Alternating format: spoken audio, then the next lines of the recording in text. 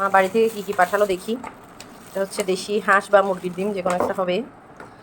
আর এগুলো হচ্ছে কচ্ছপের মাংস। এগুলো হচ্ছে এই যে গিমা,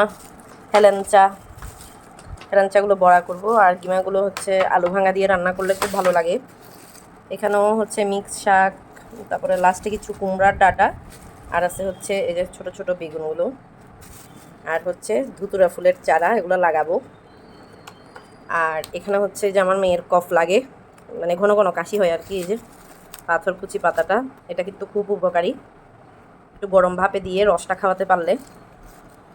আর এটা হচ্ছে আমার দিদা এনেছে, এটা গুরুদেবের ছবি ইন্ডিয়া থেকে, এটা আসনে রাখবো, এই আর কি। এই যে দেখুন, মা কি সুন্দর করে গুছিয়ে আমার পূজার জন্য ফুল, দূর্বা, বেলপাতা, তুলসী পাঠিয়ে দিয়েছে। এরকম মিক্স ফুল দিয়ে পুজো দিতে কিন্তু আমার অনেক বেশি ভালো লাগে।